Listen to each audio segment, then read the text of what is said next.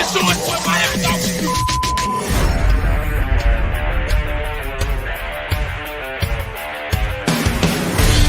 The pressure, he's in trouble. Loses the football. Touchdown! Giants! You have got to be kidding me. Jalen Waddle. It's a Dolphin touchdown. Throwing deep upfield on the near side. Man open. Touchdown! Looking deep. He's got a man. Touchdown! The run from Tua Tagovailoa. Touchdown! He's going deep. He's got it over the touchdown.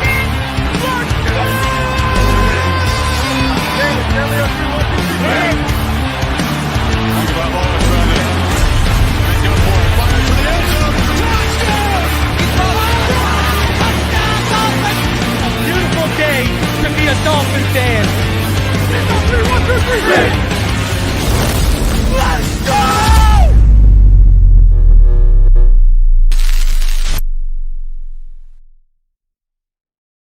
All right, huddle up, huddle up. We're going to crank these engines up on one. All right? Wait, 80. Wait, 80, set. Drivers, start your engines.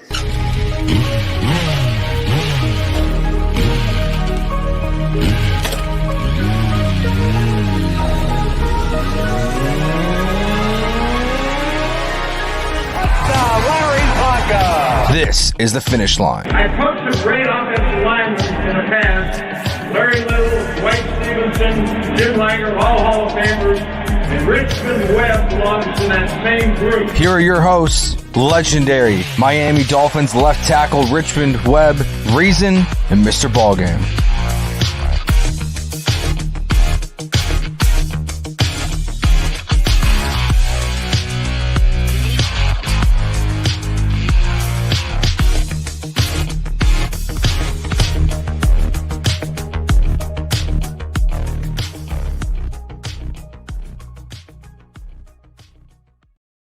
What's good, Fin Nation? What's good? It's your boy Reason, and we are back here for another one. And guess what? Your boy had to break out the pitties because it's official. Now I don't gotta listen to, oh, it's gonna happen. No, it's not happening. They blew it. Oh, they screwed it up, bro. I tell you this before, I'll tell you this again. Stop listening to people who don't know football and who aren't plugged in already. Thank you. That's my PSA for today. Welcome to another episode of the Finish Line. As always, I'm your host Reason, joined by the triple OG, the man who can dance, Mr. BallGame, and the legendary Richmond Webb. Look at that, I switched it up on y'all too. Boys and girls, the Super Bowl is over. It was quite the game, and now the real season begins, the season that the Dolphins always seem to win every year, and that's the offseason. And it's starting with Vic Fangio. It's official.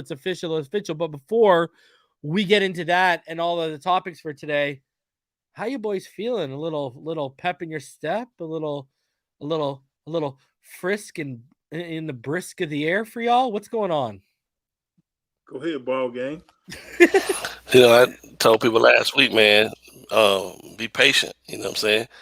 Things have a process that they have to go through, and because they hadn't made a statement about what's really happening and what's going on and whatnot, didn't mean it wasn't gonna happen. But I get it, man. Our fan base, man, they're a little thirsty. I get it, but they gotta be reasonable too. Like, Super Bowl was going on. Nobody really that concerned about the Dolphins at that point of the week or that time of the year, but us, the fans themselves. The NFL got a whole nother gamut of things they needed to handle. So let the Super Bowl and all of that get by first, and then the individual team business can happen, and that's exactly what happened. Like I said last week, it was going to happen when it was going to happen. And the man is now in the building, and I think it's going to be mentally huge for us. To have two head coaches on one team, but one solely handling the defensive side of the ball, and then Mike having his guys on the opposite side of the ball. I think this is going to be amazing, man. Tua has to stay healthy, like we all know, man. He probably would have rewrote some of the record books for passing. So at this point right now, you can't help but be giddy about the possibilities.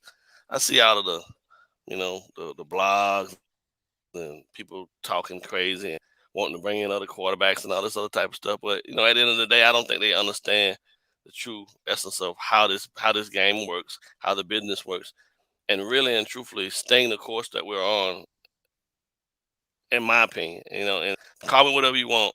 But I think that this kid has endured enough for me to feel like, what I'm saying, all he needs is just one shot. You know what I'm saying? And this might be the year where Are everything we talking goes about flawless Tua or with B him. Rabbit? Are we talking about Tua or B No. Rabbit? Tua, Okay. Tua.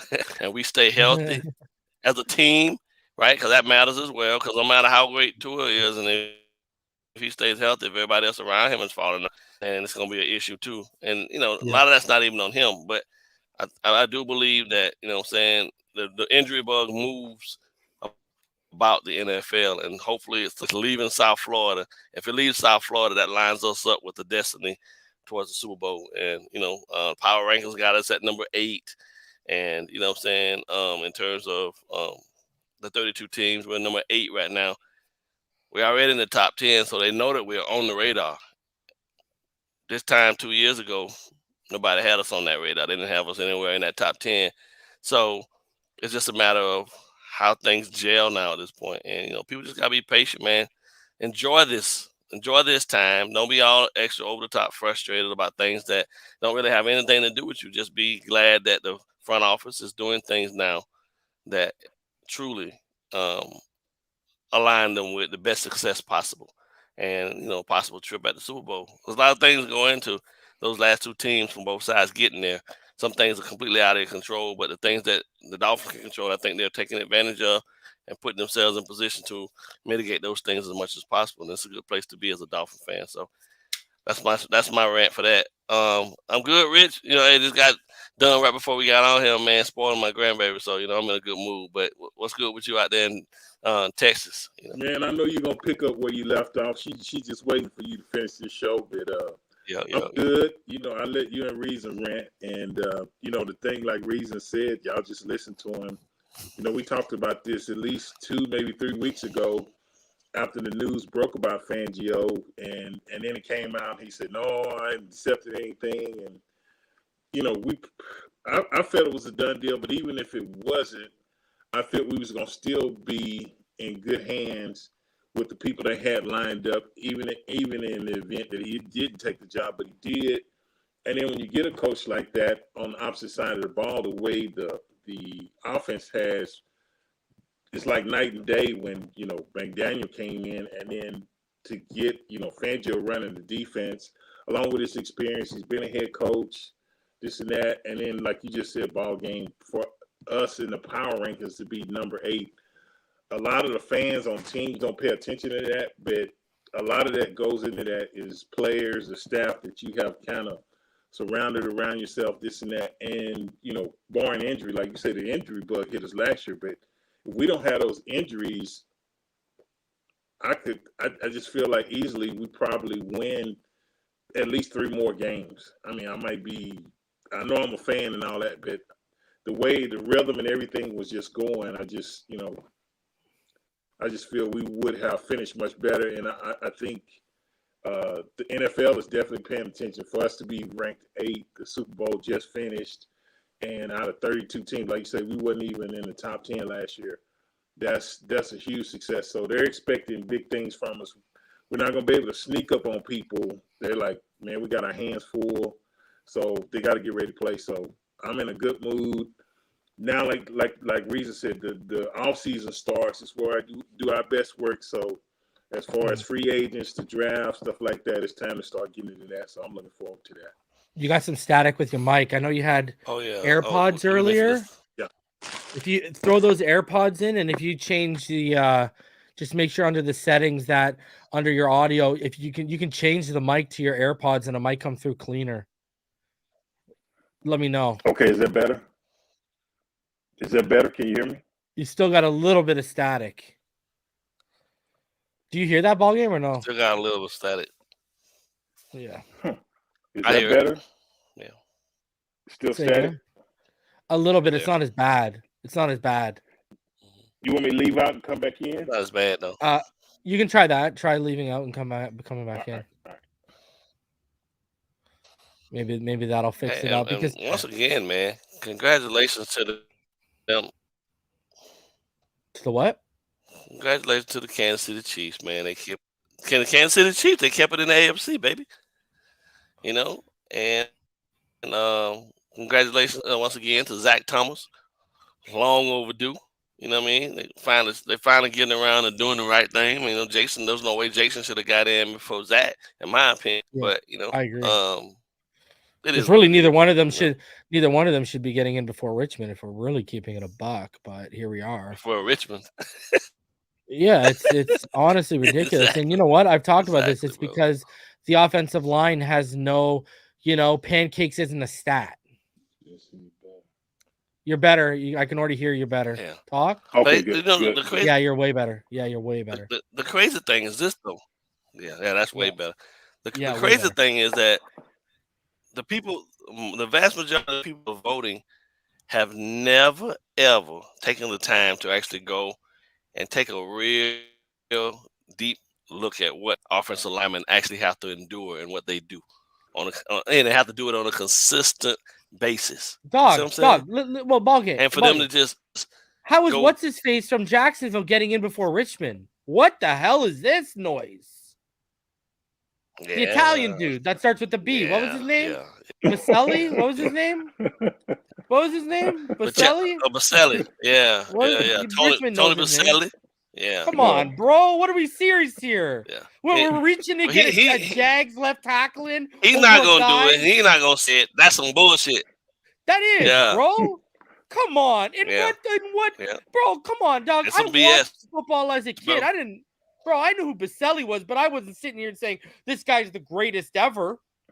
Think about the names that came out of the 90s, bro. You're talking about like Richmond Webb. You're talking about like Orlando Pace in that era. You're talking about the dude from what's his face? From Baltimore, Ogden. Oh, Jonathan Ogden. Yeah. You're talking about those names. I ain't talking about no Baselli. Oh, you're talking about Ogden. Yeah. Come on, man. Who are we lying to right now to get here's the crazy part. A Hall of Famer, bro? Brunel was a lefty, so he wasn't even playing on the side that mattered the most. He wasn't even the blind side. You see what I'm saying? A shifty lefty was a lefty. Was open side. That's his open side, bro. Are we serious right now? Yeah. Exactly. When everyone will tell you, and let's be honest, 100%. Richmond Webb should be in the Hall of Fame for getting a guy named Kareem Abdul-Jabbar over 1,000 freaking yards, bro. That's what the real conversation needs to be, all right? He ran left. Dude, you want to look for ran left a lot. If you look back and look, you go back and look at it. You want to look for a stat of why Richmond Webb should be in the Hall of Fame? I'll give you one. Dan Marino's only ever had one 1,000-yard rusher. Last I checked, that came under Richmond Webb, no? Thank you very much. Abdul-Jabbar ran left. They ran left a lot, bro. And Kareem Abdul-Jabbar, the guy who Richmond helped make him known, and the real Kareem Abdul-Jabbar made him change his name. Come on, bro. Yeah, that part. You got all the receipts, bro. Bro, and I remember that as a kid, bro. Not even as an adult. I remember that as a kid. Yeah, because that was what? Was that 97 or 90? That was 97, right? 97? 97, yeah. You probably 97. It was 97 or 96. Because I remember I was 11 or 12. I remember, man. I was 25 at the time. 25. Yeah. Bro, Penguins and Dolphins have been, before I started loving women, Penguins and Dolphins were there for me, right? Right? Before I was, wasn't old enough. And then we got replaced. Yeah. Bro, one of my first pictures ever is my dad holding me, and he's wearing a Dan Marino jersey. It's really? Like one of the first pictures of me, as a baby. Yeah, that's pretty cool. Yeah, that's why, my dad was the diehard Dolphins fan because my dad has a little Italian in him, Marino, obviously. Okay. And then my brother, Mario Lemieux was drafted in 84, and and I was born in 85, and my brother became a fan of the Penguins as soon as they drafted Mario Lemieux. So I was born into a Penguins and a Dolphins family. And a Blue Jays family. So, anyways, let's get into this. Vic Fangio, guys. It's done. It's over with. It's been announced finally. And I got a couple things I want to say before I give you guys the floor on it because it's official. So we're going to cover it, obviously. And all right, here's the official, Miami Dolphins, Vic and Aqua and Orange. All right, here's a couple things. Number one, gentlemen, he will have his press conference. His press conference is going to be Monday at 11 a.m. All right. So Monday at 11 a.m., Vic Fangio press conference. I'm going to try and go live for that press conference. So Monday at 11 a.m., Vic Fangio's introductory press conference will be going down. So there you go on that.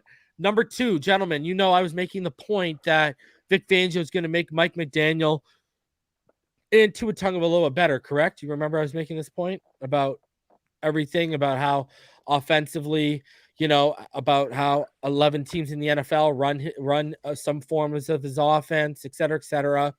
Tua Tagovailoa, Right. Why is he so good against man and why is he so good against the Patriots? Right? What's the defense did he see the most in his time during the NFL through practice? Now he's going to be seeing this. Anyways, my whole point of saying that is once we learned what Fangio did in Philadelphia for those 2 weeks, that made me even more giddy, gentlemen. The fact is he wasn't helping a defense out. He was self-scouting the Kansas City offense to go against the Eagles offense to go against the Kansas City defense, right? That was the first time the Kansas City defense has allowed 30 points or more since October 2nd. That was also the most points all year, including the playoffs and the regular season.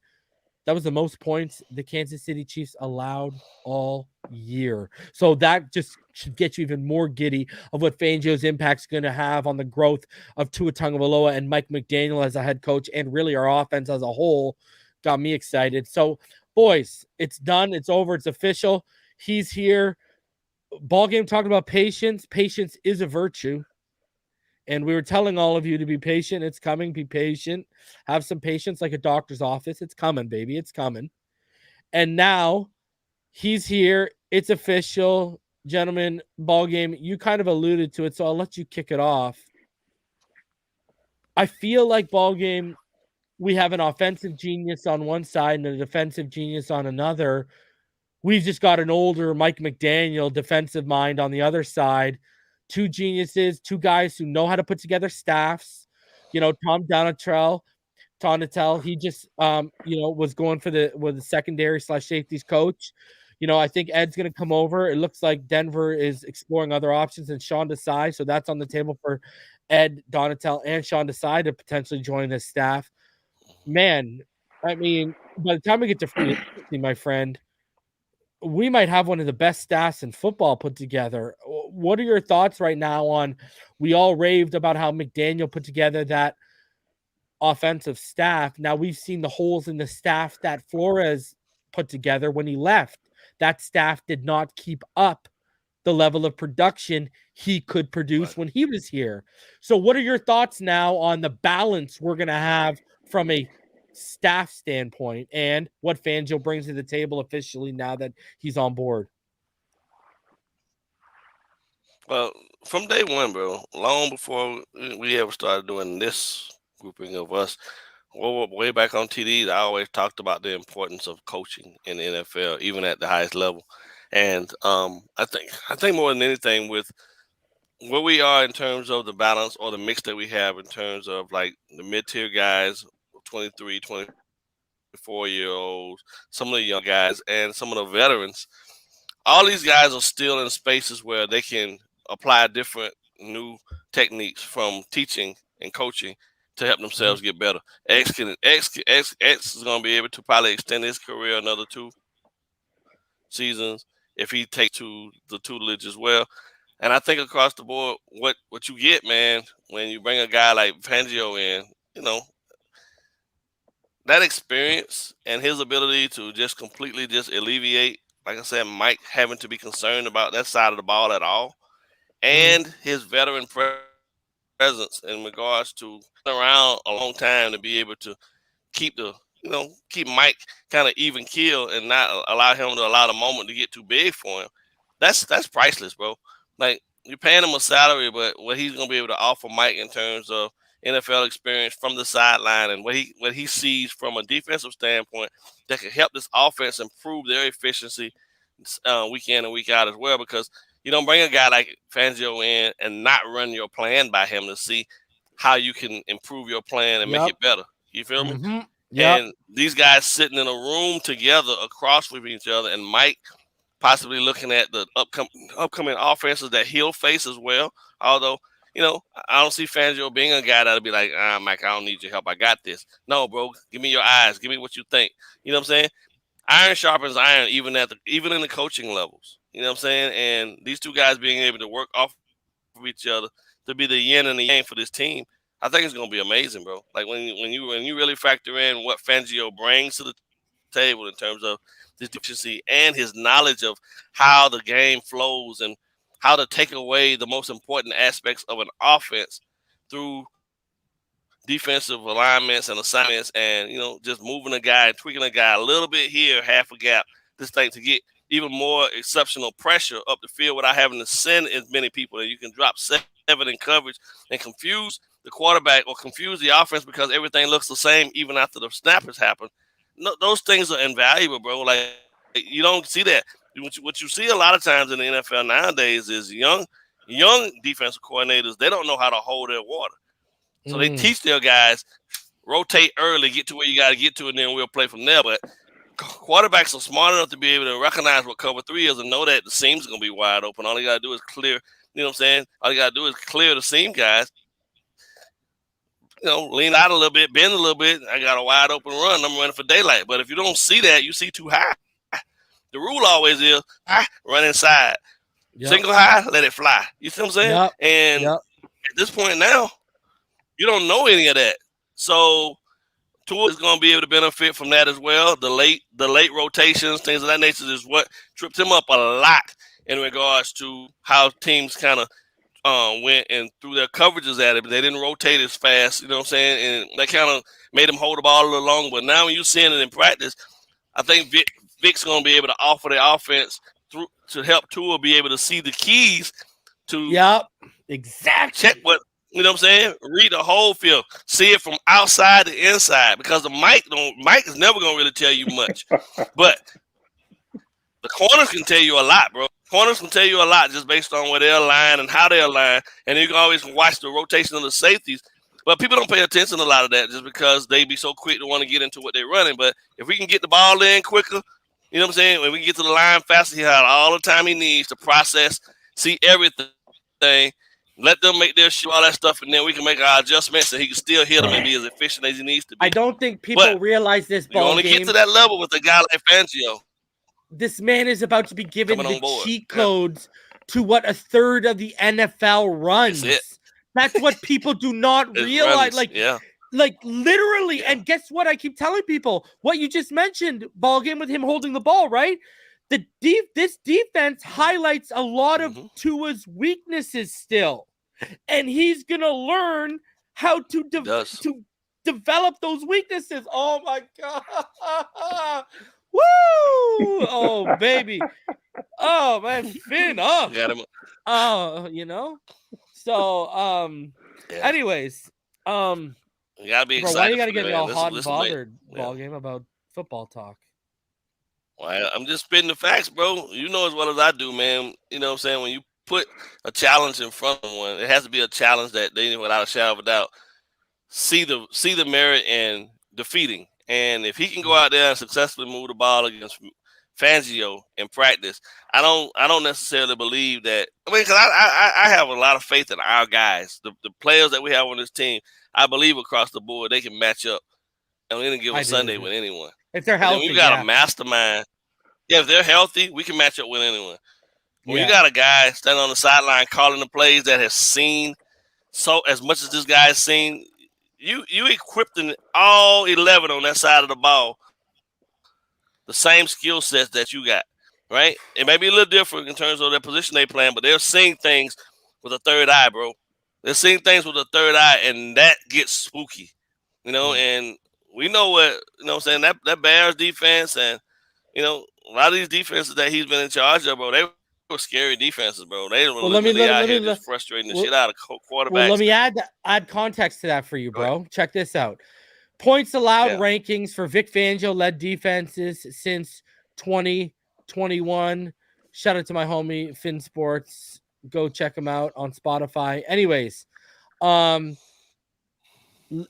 led defenses since 2021. Here's where they've ranked in points allowed: second, third, 10th, 20th, and 23rd, and that's because that was a rebuild in what's it called? Rebuild season. What's it called? I believe that was a rebuild in Chicago. 8th, 1st, 8th, 25th, and 2nd. So half of his coaching career, he's had top 3 scoring defenses, and 8 out of the 11 last defenses have been top 10. I take that. And look at the personnel. Yeah. Look at the personnel we've got. I don't think he's been anywhere where he had a better overall personnel group. Yeah, he just needs to fix up the linebackers. When you think about it, he needs to fix the linebackers. Yeah. That's it. Yep, that's it. Richmond, how you feeling about? Because you know you played. You know the impact of coaching, but also having good coaching. I mean, someone like you's got to be sitting here saying to yourself, man, those, because I know I'm saying it, those battles in the training camp, Fangio and McDaniel, it's going to be a duel, like who can outdo who. You know what I mean? It's going to be, this training camp is going to be a very intriguing one to go to. But what are your thoughts about, how much a great defensive mind can impact, especially a great offense, because you were on a great offense and ran into a lot of great defensive minds during your time. What are your thoughts of this and the impact? And talk about the impact that bringing in a great defensive mind is going to have on the offense. I mean, hell, you played offense in the NFL. If anyone knows, it would be you. Well, I think it's several things there, and I was kind of thinking about it when BallGame was making some of his points, and it's like a chess match.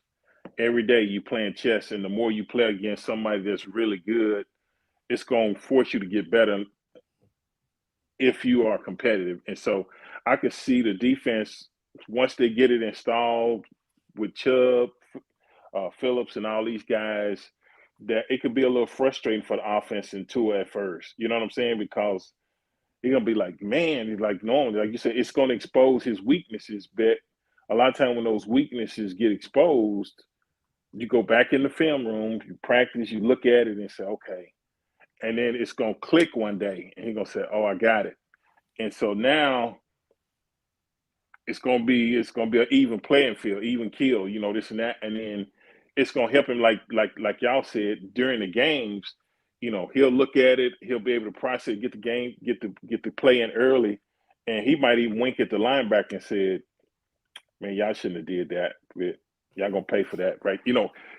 Just like they had fun this past year, imagine when he gets stronger in some of those weaknesses to where no matter what you throw at him, with the accuracy and the way his process is there, is just working on those weaknesses. So if he can process this defense like what he does, the ones that he's already got, it could be real scary, bro. And so, and then you get, I look at it from a point of like a guy like Chubb that's actually played for him, and then he telling Phil, he said, bro, you're going to love this defense. I'm telling you, this guy we got now, I'm telling you, I ain't going to say nothing else. Just sit back and can you imagine those two guys on the end coming to meet at the quarterback? So it's a lot of things. I'm looking at it from the offensive point, from the defensive players, from the staff.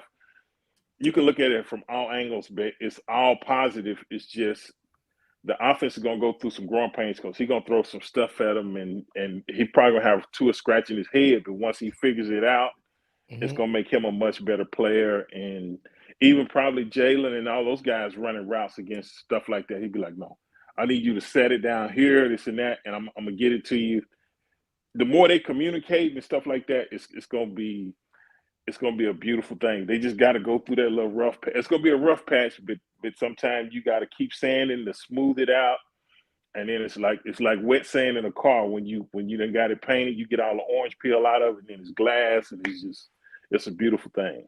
Let me ask you this, Richmond. Okay, go ahead, BallGame, and then I'll ask my question. Go ahead, BallGame, because I know there's a So delay again. traditionally, there's always the space in practice where scout teams, we get the number one offense against the scout team defense for the upcoming opponent.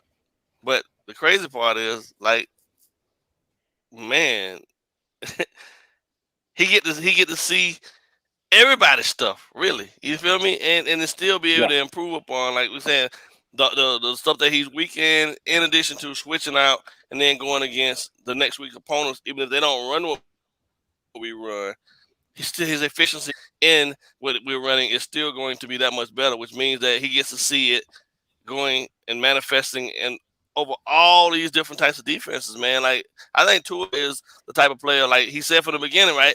The more I do it, the better I get at it, right? He's one of those, right, where he has to do it to learn it. Like, you feeding right into his hand. You feeding right into his strength zone. The more I do it, the better I get at it. And once I got it, I got it. Like you said, Richard, that's gonna be spooky. Go ahead, Reason. That's a great thing. I was thinking about when you start bringing up scout team stuff, and when we would play at times, maybe one day out the week, not every week, but when we would do one-on-ones, a lot of time we would do half lines. So like the left guard, left tackle might work against the defensive end, and we would do pass rush drills. Well, Dan would come down there, and not that he held the ball a long time, but he would come down there, take a snap, and move, and depending on, he would react to, if they did an ETTE, this, and I think it really helped him during the game when stuff started moving around, because a lot of times we would see blitzes that normal quarterbacks wouldn't see because he wasn't a mobile quarterback, so they know he wasn't going to run. So they would just, especially Belichick, he would just draw crazy stuff. But it helped him as far as moving in the pocket sometimes to buy a little bit more time, this and that. And I think it's not the same thing, but just practicing against something like that with Fangio's defense is going to tremendously help Tua. So, yeah, it's going to be. Let me ask you this: Do you expect early on, at least, because we covered that at high, like this defense? Remember, this is what Staley ran with the Chargers when they took away the middle of the field in his rookie year. Two of the biggest games he struggled against were against the Rams, who Staley was the defensive coordinator of, and the Denver Broncos that year, who Fangio was obviously leading. And then, you saw D'Amico Ryans was running a version of this defense for the 49ers this year, and he struggled against them. So do you anticipate as he gets used to it and playing against it, do you think defense is going to win days early on in training camp? Oh yeah, typically it seems like they already usually are ahead when training camp starts, right? Yeah. But do you expect it because it highlights a little of the weaknesses? Yeah. Do you expect to hear a little bit of things and stuff? I do, and the other thing I expect too, and I think your BallGame touched on it earlier, but with Fangio and McDaniel, it's going to help him with game time adjustments. You know what I'm saying? Like when, say, the 49ers took away the middle of the field, this and that. You figure out what they're doing. They'll say, okay, I know what they're doing, so how do I need to attack it now? Because now they know if they take away, we're going to struggle. So now I can make adjustments, go over to the sideline with the receivers, quarterback, say, okay, instead of doing this, we're going to do this now. So Tua's going to benefit, McDaniel's going to benefit, and, Fangio, he's going to benefit because – McDaniel's a smart guy, so when he starts figuring out stuff and say, okay, I'm going to hit it with this, he was like, wait a minute.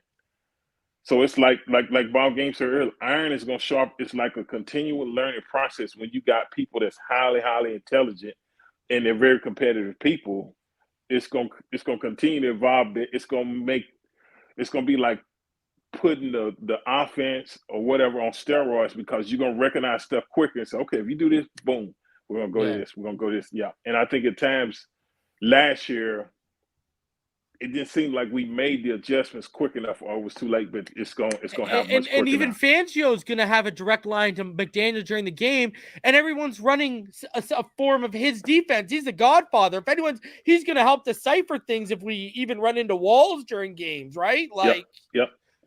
So, I mean, this is going to be there. Right, what do we talk about this, right? The ripple effect. Armstead had the ripple effect, and this is the ripple, like Bevel had the ripple effect, and here's the ripple effect now of another coach. Go ahead, BallGame.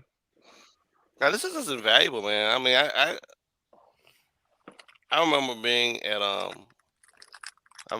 a game, and then the guy that was in the headset, we didn't have a lot of continuity, right? But I was down on the sideline, and this was like one of the third times I was calling defense from the sideline. I usually try to call from the box, but my guys, my two starting linebackers, middle linebackers were out, so the younger guys, I needed to be on the sideline for them. But the guy that was in my ear, he knew the defense, but he didn't know it the way I knew it, and the guy that taught it to us. You see what I'm saying? And then I wasn't expecting the guy to show up at the game, but he eventually showed up about midway through the second quarter, and he took the headset over. Right? I can't tell you, bro, like how much of a vote of confidence and how much more secure you are in your calls when you know that the person that's up there that's got their eyes seeing it from that view is talking to you and telling you what they think is coming next, and now you got to get ready for it. You trust them as much as you trust yourself. And you spunk us. Yeah. There you go. That part, if they get that dialed in between Mike, and if Mike is struggling on offense and Vic is telling them, hey, this is what they're doing to you, coach. This is how you're going to need to adjust to this to be able to exploit that.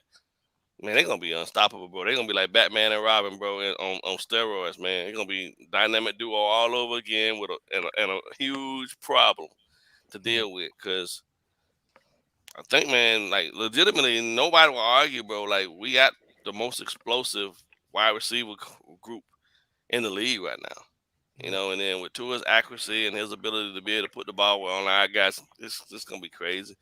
He just got to learn those nuances, man. You know, and Vic does his part, bro, and him showing up, man, improves everybody, bro. Yeah. So, and before we move on here, don't forget, guys, listen, first of all, over 450 of you in the room.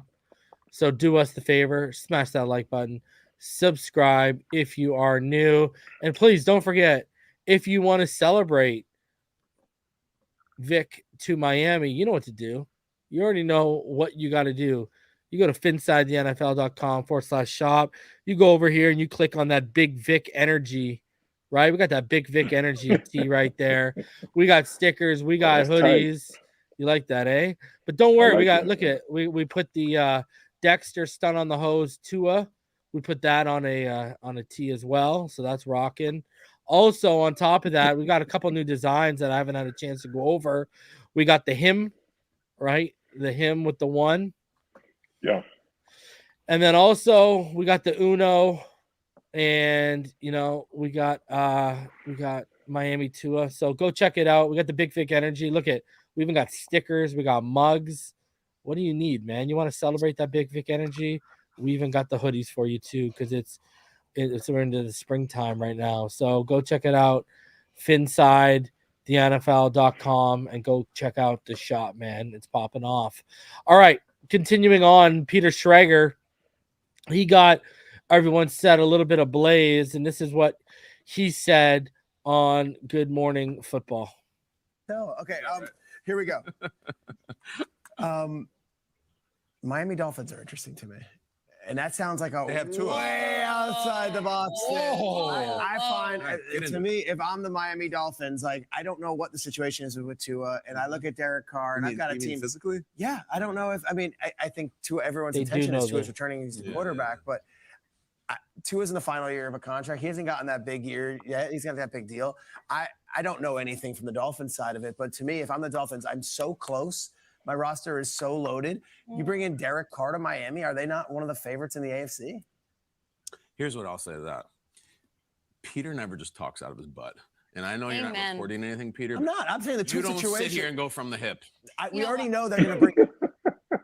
So if Miami, we know they're bringing a veteran quarterback in. We know they're bringing someone in to, supplement Tua, or at least complement Tua.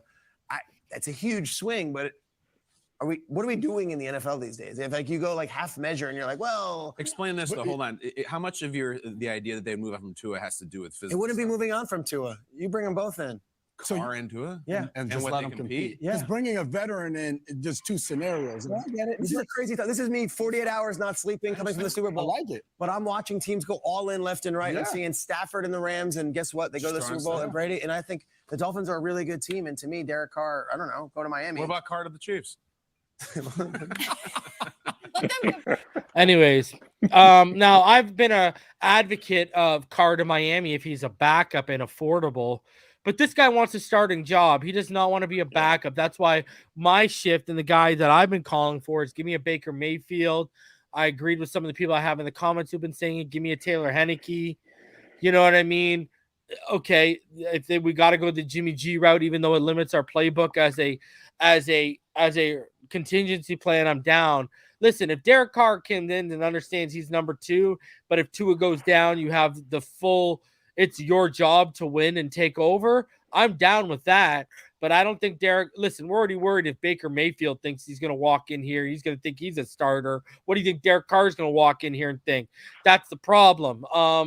What are your guys' thoughts on that before we go on to the other name here? Personally, like I said, unless he knows he's a number 2 unless Tua gets hurt and is out, then the game is wide open, whatever. But here's my problem, and I want people to really sit here and think about this too before I give it to you boys.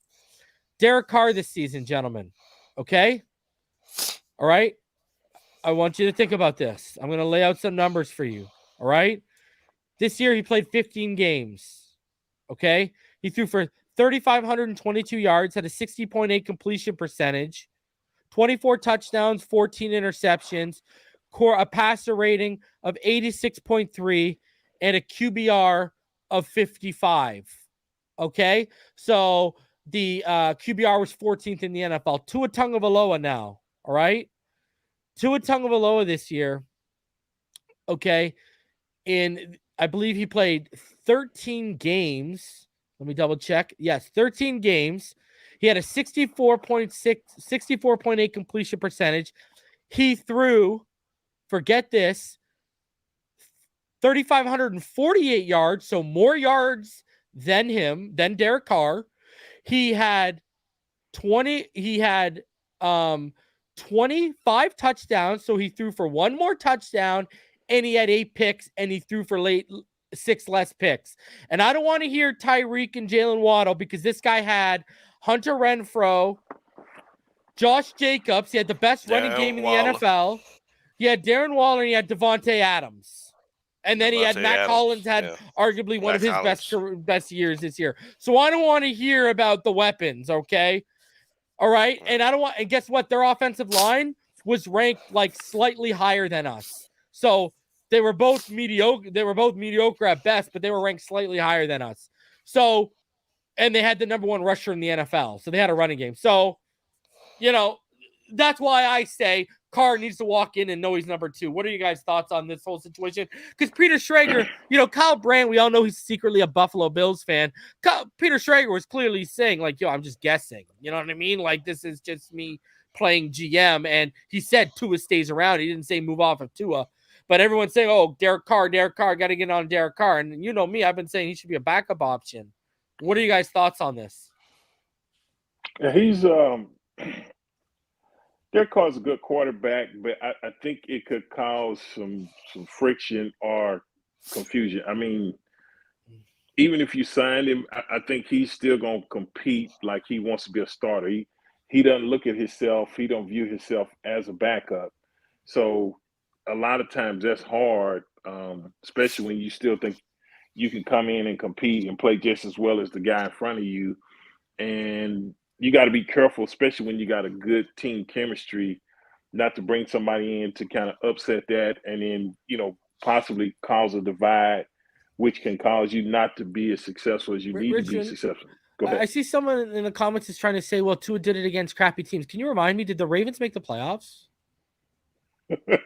No, can you remind me? Did the Ravens make the playoffs? Yes. Okay. Yes. Can you remind me, how did the Buffalo Bills finish a team that he had 111 passer rating against this season, 3 touchdowns, 0 interceptions, and over 420 yards against? Or were they a good team this year? Were the Bills good? I forgot. Were they good? They won the division. Yeah. Okay. Yeah. Okay. I know he lit up the Lions, but can you remind me, did the Lions beat the beat the Packers at the end of the year and look like they're going to be a sneaky good team next year and playoff team next year? They're gonna be a very good team. Okay, I'm just trying to remember. Just refresh my memory a little bit. I'm having some. Can you remind me when we played the Chicago Bears? Didn't they have the number 5 passing off defense in the NFL at the time? Facts. Can someone remind me that? Facts. Okay, I forgot.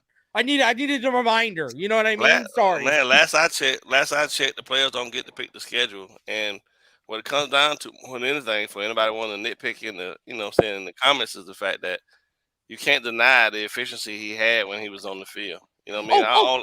There's that word again. Hold on a sec. Sesame Street word of the fucking day. And that's why I'm going to say that with a little bit umph to it. What do I keep telling everyone? What do I keep telling everyone? What's the recipe for a quarterback? Elite efficiency, elite accuracy, and a high football IQ. Is that not what I always tell everyone, right? Right? So I want everyone to answer me what Patrick Mahomes just won the Super Bowl with by not even throwing for 200 words. What's the key word of the day? The best natural thrower since Aaron Rodgers and Dan Marino won a fucking Super Bowl off of efficiency. Efficiency. And what were we showing all year on Phinside in the NFL? For those 12 weeks where Tua was in the MVP race, he was the number 1 efficient quarterback in the NFL by a lot. He was almost off the chart weekly. Yeah. Efficiency. Sorry, BallGame. I just watched Patrick Mahomes, the guy who's got one of the best arms we've ever seen, win a freaking Super Bowl because he was efficient. Yeah. People want to sit here, goo gaga over your Herberts and your losers with the big arms who can't play efficient in big time moments. That's what I'm saying. It's not all about the stats. It's about getting the bro. It's about yes, getting sir. So yeah. Anyway, sorry, I had to go off on that. I think it's important. I think it's always important to have competition at every position on your team. This game comes down to not being in a position where you can become complacent, and nobody should ever be so comfortable to the point that they just know they got it wrapped up. Because once you don't have somebody nipping your heels or somebody pushing you, a lot of guys fall off and don't push themselves to the next level to be great. And I don't have a problem with bringing a quarterback. I don't give a shit who it is. First of all, you already know. I don't give a damn about quarterbacks. I still feel like they're the most dependent position on the field. Because if the offensive line ain't worth the shit and your wide receivers ain't shit, I ain't never seen a quarterback drop back, block for himself, throw a touchdown to himself. And you know what I'm saying? All those pieces have to be above average or better to be efficient. So for me, as long as you bring somebody in that's willing to compete and keep Tua on his toes and make sure, and I think he's self-motivated enough that you don't have to worry about that. But in the event that something unfortunate happens to him, because this is a violent sport, the guy can come in and be adapted way better than Teddy Bridgewater was to actually run this thing and keep us afloat while, you know what I'm saying, whatever Tua got going on, whatever the case may be, because I don't want to speak that. I think we're gonna be past this freaking injury bug and he's gonna go out here and but all in all, man, competition for me at all positions is a necessary thing. And if the Dolphins don't put themselves in a position to have that, then I think they're taking away from the brilliance that he can gain from that experience, because those guys should be in there challenging each other. What you saw? Yeah. I didn't see that when I dropped back, but okay. I look, you know what I mean? Like they had their own language with Bevel in there to talk too. And Bevel shouldn't be the only one in there challenging to it.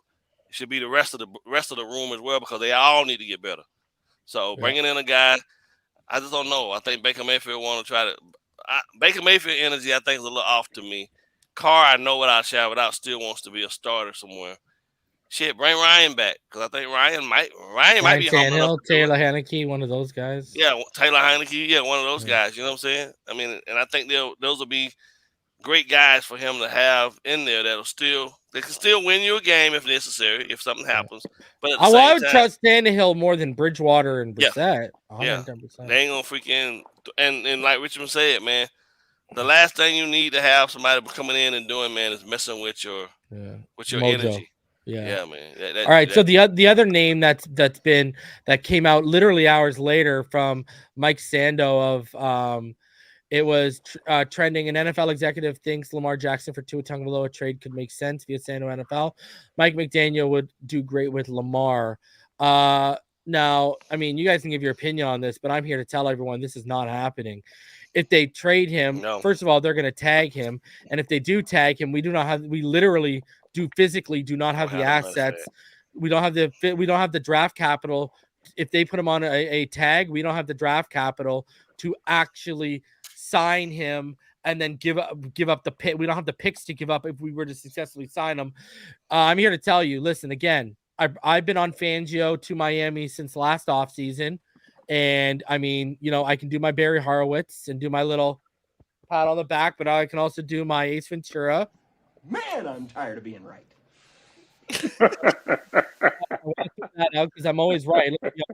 And I'm gonna tell you this right now: no one's been on top of this Lamar thing more than me. I've been on top of this Lamar thing again. He ain't coming here. Season.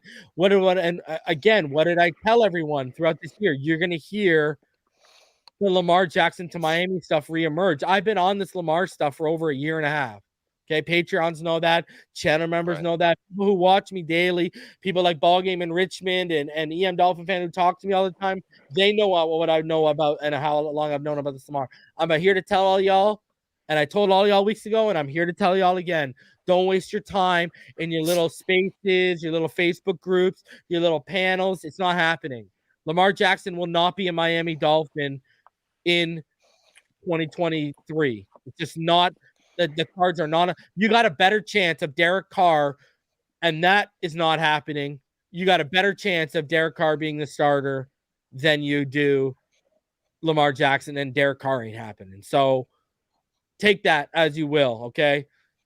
All right? No one in this community has a better track record than me. So listen to me and stop listening to people who don't know what they're talking about, because they're either going to get your hopes up and crushed, or they're going to piss you off because they're wasting your time by talking about nonsense. So take it from me.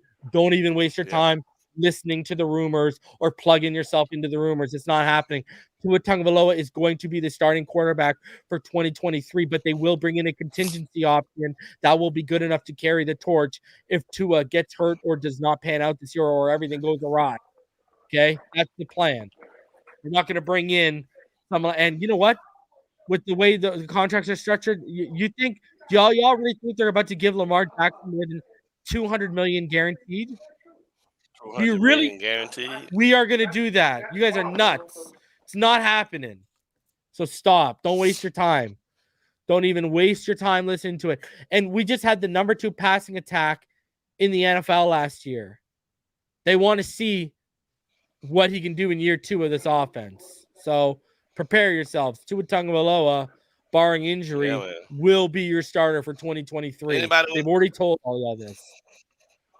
Anybody with any common sense want to see what it looked like. Yeah, that's just it. Right? Anyways. You gotta be crazy not to want to see it. Speaking of Tua, this is how sure Vegas is, and Vegas always knows. Guys, check this out. Last year, I put $50 on Tua to be MVP at plus 7,000. Right now, guys, he has the 5th best MVP odds. He has the same MVP odds as Jalen Hurts, who just went to the Super Bowl and had that Super Bowl game. Jalen Hurts is in the Super Bowl. Look at that.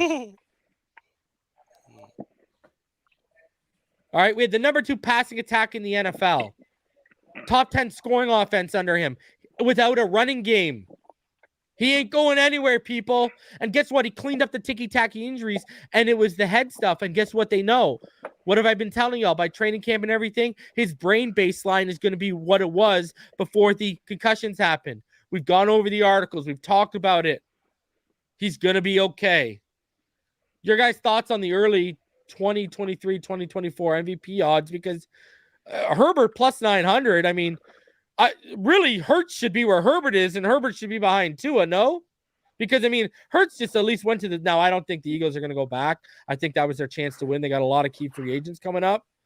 But I think, Hurts might even, based off of what just happened. I mean, I know, but, Hurts has at least earned that 3 or 4 spot. Josh Allen, Herbert, and Tua haven't even seen a Super Bowl. You know what I mean? Well, what are you guys' thoughts on these MVP odds in general? Because I think that's quite high for Justin Herbert. considering, I mean, I think Hurts I'd have above Herbert. What are you guys' thoughts? Yeah, that's high, like you said. But then again, what you got to look at for as MVP a lot of times is stats, and even talking about the people in the group or whatever. If he goes out and throws for, say, 5,000 yards or whatever, Herbert goes out and does that. Even though they say to go to the playoffs as a wild card, he'll be in the conversation for that just based off his stats alone. If they look pretty decent, because that's normally what they kind of try to determine the MVP on. That's why Tua shot up. Early in the season, he was lighting it up, boom, boom, boom. But he was lighting it up. But like you said, he didn't have a bunch of turnovers, this and that. His QBR was high.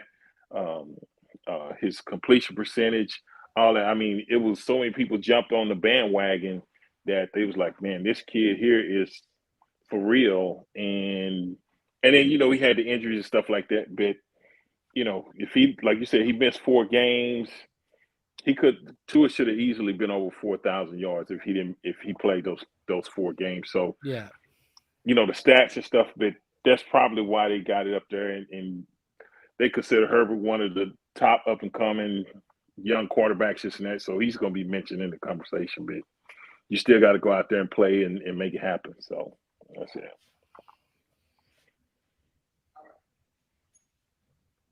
I don't have a list only because. Well, I don't have an issue with the list only because of the fact that he still needs to. I say 15, man. 15 is always the mark in regards to games played. So until he does that, you know what I mean? But the fact he's even on the list for these guys who all these guys arguably have put up, like Herbert's first year as a rookie, can't take it away from him. He did that. It is what it is. That's what got him on the map for most people, and that's how they feel about him, and they believe in him based on that. And, I'm not trying to take that away from him. Burrow been basically in the mix the last 2 seasons. Pat, Burrow, the best quarterback in that class. The new GOAT, and Pat, the new GOAT. I know that Tom done stepped down. They try, they got to find somebody to put the cape on and say that's gonna be the guy coming up next. So until somebody knock Pat off, he is what he is, and I'm impressed with the development of Jalen's game, but I don't necessarily believe that Jalen is the passer that Tua or the other 4 gentlemen are. So for me, I don't have an issue with what the list is. I believe that if you do this time next year, it'll be Pat 1, Tua 2, and even though the Dolphins will have won the Super Bowl, Pat Mahomes still a bad motherfucker because you got to surpass everything that he's done. You know what I'm saying? He had 2 rings. You got to beat him twice to be able to leapfrog. It's the best 5-year resume I've ever seen in football. It's the best first 5-year resume I've ever seen. It's ridiculous. Yeah. So he's unbelievable. The list, man. Those guys, all of those guys are the future of the NFL. In their own rights. It's crazy though when you look at it. 5 of those guys are in the AFC and only 1 is in the end. So no, and you know what's really crazy about it, bro? You know what's really crazy? How many of those guys are from the same draft class? Yeah. The 2020 draft class might go down as one, and we haven't even seen Jordan Love take the reins yet. Right. You know what I mean? You might have 5 game changers out of that draft class. That's crazy. Mike Gesicki, guys. Basically what happened was Jordan Schultz from The Score just a couple of days ago tweeted, free agent tight end Mike Gesicki was a name I heard a lot of buzz on during Super Bowl week. He will be so much better once he's in an offense that designs routes for his skill set, one executive told me. He's a 70 to 80 catch guy when schemed for. What are your guys' thoughts on that? I mean, the guy, he couldn't even make a dent when some real names walked in. I mean, even look at the years he made noise was when everyone in the receiver room fell by the wayside to injury. So what he's never shown, see, that's the key word, schemed for. He's never shown, Richmond, he can organically emerge as a top option like Kelsey or a Kittle or a Darren Waller. He hasn't shown that ability. and Dolphin fans kept trying to convince me for years that this guy's a top 10 at his position. And then he went to that tight end and some of those players were trying to gas me up and convince me he's top 5. But I can smell, smoke when it's being blown up. You know what? So what are your guys? What are your thoughts on that, Richmond? Because I kind of feel like, brother. Look at the tight ends that have emerged in this scheme through the years. What's the excuse here? Well, I think when you say schemed for, I think that was like you highlight that changes the whole dynamics of the quote. And like you said, Kelsey, Kittle, those guys are dogs. He played with Tyreek, this and that. Even in the Super Bowl, he finds ways to get open. You never hear Kansas City saying, "Oh, we got to scheme something to get Travis Kelce." Yep. He's a hell of a player. He just goes out there and as a defense coordinator, you got to plan for him because you like, man, we got to try to limit him because we don't limit him. This guy can really hurt. The same way with Kittle, the top ones, a Gronk, even when he was at the top of his game. They never scheme for him. Them guys is hell to cover. They know how to get open. They're playmakers. It doesn't matter receiver, whatever. So when you scheme for that sounds almost like it can almost sound like you've overpaid a guy, but you got to find a way to possibly get him the ball to make it seem like he's actually truly what you went out to pay him for by finding ways to get the ball to him. Doesn't mean that that's the thing you should do. You're doing it to kind of justify, to make it look like, well, we paid this guy X amount of dollars, and now it looks like he's worthy because he has 70 catches and this and that, all that. So, when you put that label on it, it's almost like, listen, can I ask you this before we get to the ball game here? Because and shout out to Night says Gesicki to KC. Imagine the damage Kelsey and Gesicki do. And I love Rome. Rome's one of my boys here, and he says as a pass catching tight end, Gesicki is absolutely legit. Are we sure though? Does he make good catches in traffic? Like you know what I mean here? Like, do you see him make a catch and fight through contact and break a tackle? Like, is he legit? Like, how many times do we really see him go up in the red zone and just high point a ball and come down to it? Now, we see it once in a while, but we rarely see him make the big catch through contact, whether it's an open field or in the end zone. I mean, is he a legit, or are we just kind of like in love with the physical profile and the once in a while nice catch we get when he doesn't have someone draped over him? Ball game. I mean, he runs a freaking dig route like it's a macaroni elbow route. Like, what are we doing here? I mean, is he legit? I don't see it. Listen, bro. You already know. From day, I've been highly critical of the things that I think make a tight end truly a tight end. Right, and people seem to forget. I'm gonna address this first for those people out there that are saying, "Well, damn, Tyreek must have not been that important to them," and they got back to it. If you know football, anyone that truly knows football knows that the tight end is the quarterback's best friend, and he's the most eligible receiver on the field because he's right there in the line, and he can block a little bit, he can sneak out, and get open underneath the zones, catch passes, keep moving the sticks and that stuff. When you build relationship that Kelsey and Mahomes have, you can replace a guy like Tyreek with that because that Kelsey's gonna keep moving the first downs for you. Tyreek's gonna give you the wow factor, right?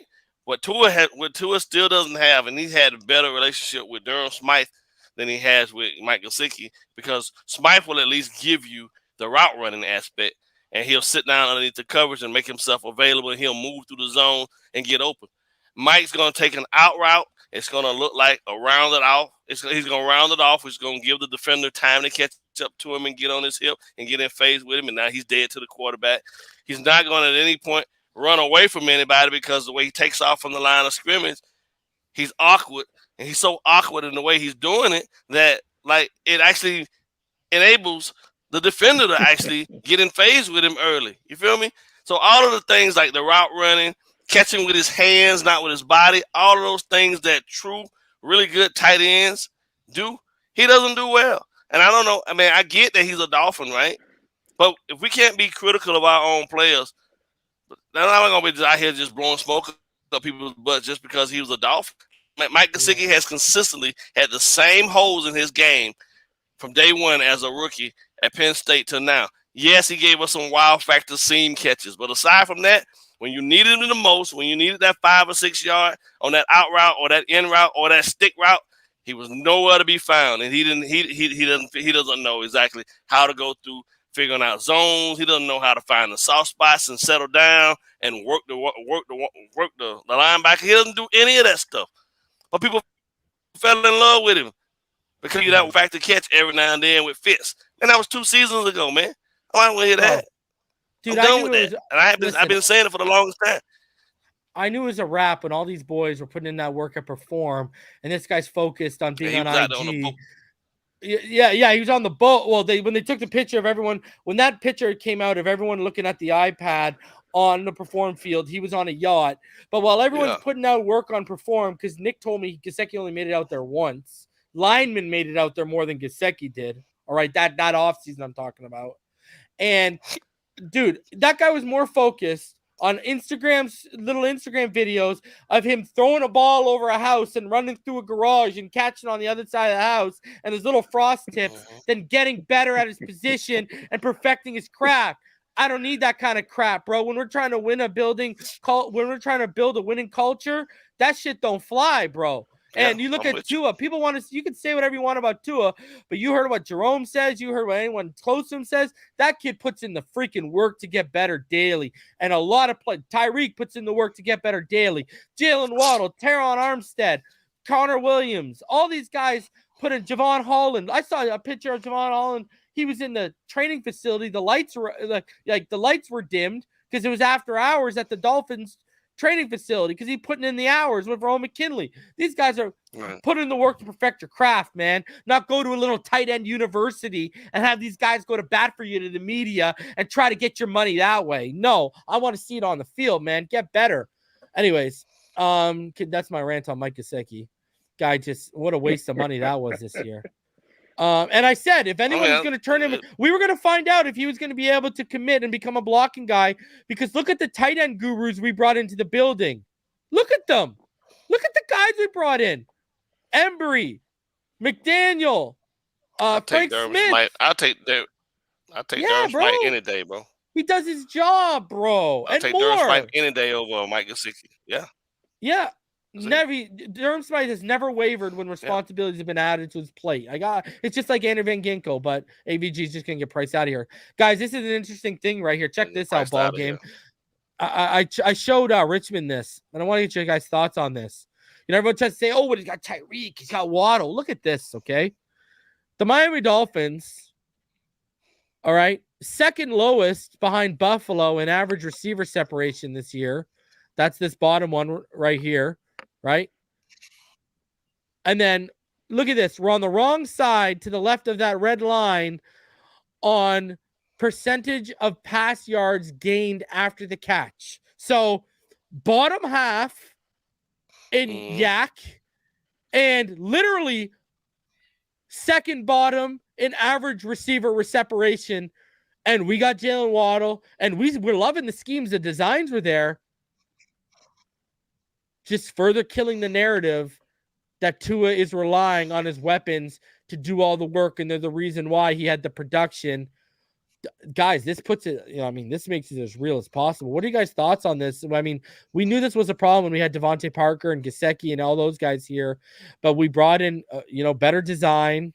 We brought in better players, more speed, and still we're having problems generating after the catch and consistent separation. Your guys' thoughts? Well, I'll be first to tell you, I think a lot of that comes from the fact that teams, they play an awful lot. So when Tua is throwing the ball into spaces, guys are reacting to the ball being thrown and rallying down and limiting the exit avenues for our wide receivers. You know what I'm saying? There was a conscious effort, and you can see it all through a lot of games, right? As soon as Tyreek caught the ball, there was 4 guys right there trying to, make a circle around him to ensure he didn't get loose and get out. That in itself eliminates the yak right out the bat. I don't think at any point it takes, it's an indictment on Tua or our receivers. It's just the fact that defenses know when you're dealing with that type of speed, you got to rally now. You got to rally. You got to rally sure, right? You got to be sure about what your alignment is and how you're going to get down to make this tackle, and you can't let this guy get loose. And that's what I saw more than anything, because scared money, a lot of teams ensured that they don't allow us to get behind them or get into clean lanes with clean veins within their defense where our guys can take one step and get gone. You see them? And that's what I believe that entire metrics is depicting right there for me, because me watching the game sitting here on Sunday, I'm thinking like, damn, them motherfuckers are letting us get loose, bro. We getting the ball, we moving the first downs, and they making the catches, but ain't nobody gonna letting us get loose. You know what I mean? And that's just the nature of it. But a lot of that can be prevented with the sound run game. Because then at that point now, they got to start thinking double. But you get away from the run game, now these guys, all they got to do is just key in on, keep everything in front of you, rally down and make the sure tackles. Yeah, you're going to see matrices like that all over the place. So, yep. There you go. Yeah. I love it. Your thoughts, Richmond? Yeah, I think BallGame hit on the head.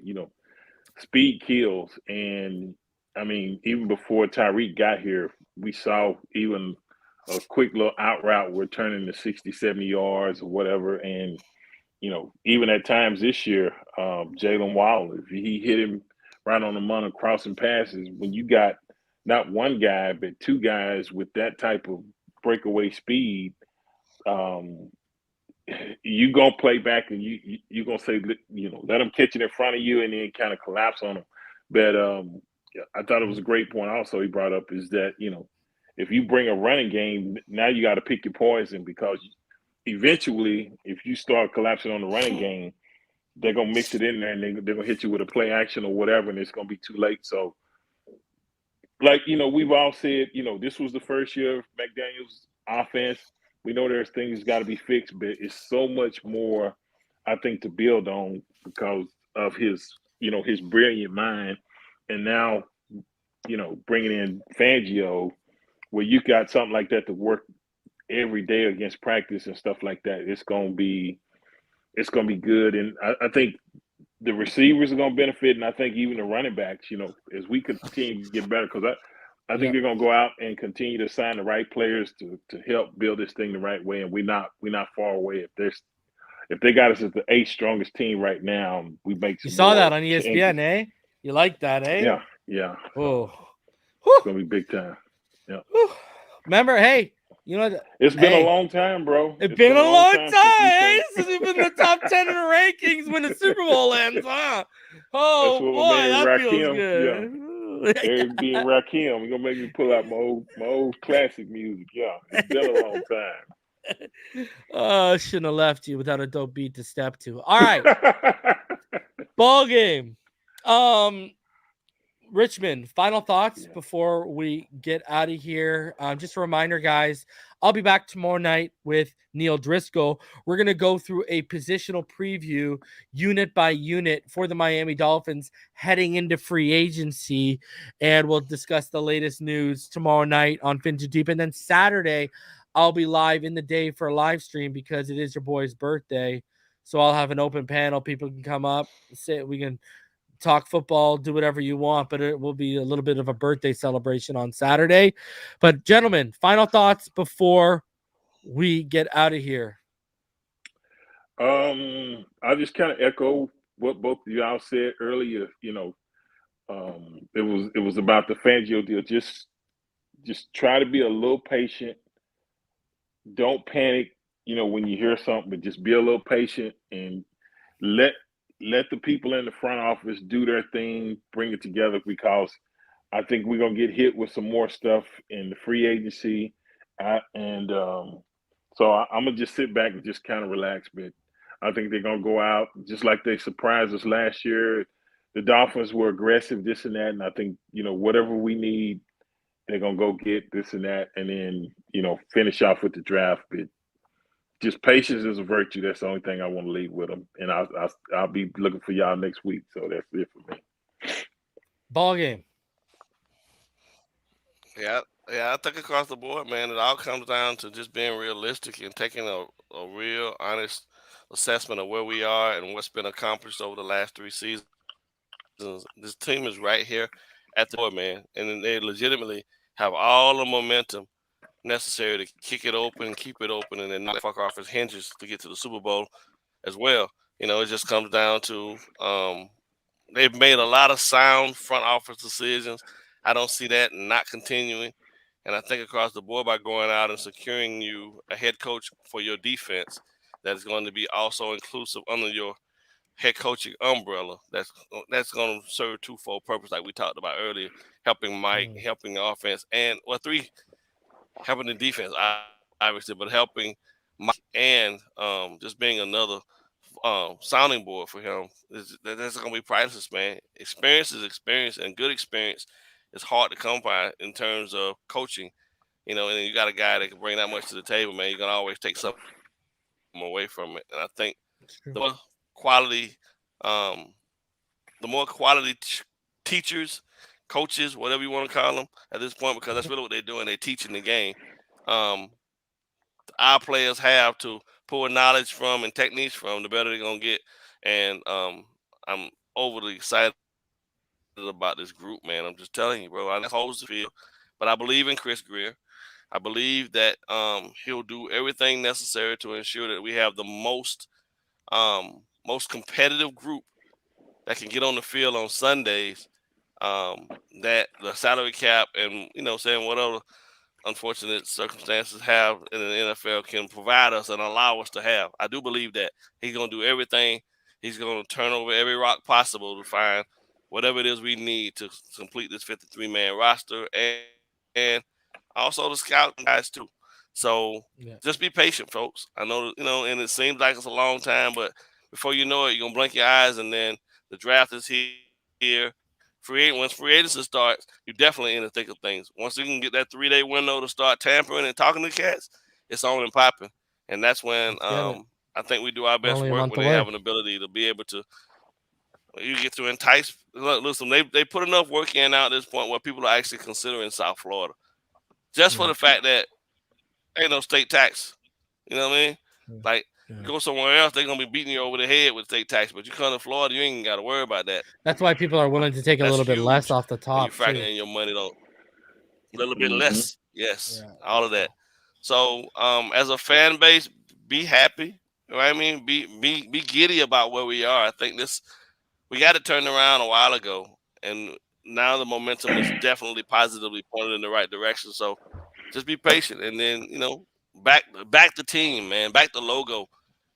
Don't fall in love with players because players do leave. I love AVG to death, but if they can't fit AVG in, and I want him to go somewhere, man, so he can continue his career and be amazing. I think he still has a lot of upside, but we're gonna lose some guys that. We're going to a couple of guys probably that I have affinity for, but in the same fashion, it's a business at the end of the day, and I'm about the logo over individual players. So, all right. And if y'all start looking at it from that lens, y'all might be able to actually deal with a lot of this offseason stuff, how it comes, and not have to be so stressed about it. Because at the end of the day, none of y'all making the decisions anyway. So just keep plugged in the reason. He got all the information. So. All right, guys, I'll be back tomorrow night, probably earlier than usual with Neil. So be on the lookout for the episode of Fin Too Deep tomorrow. We'll see y'all tomorrow night. Until then, the three of us will see y'all back here next Wednesday. Enjoy your evening. We'll see y'all tomorrow. Fins up, baby.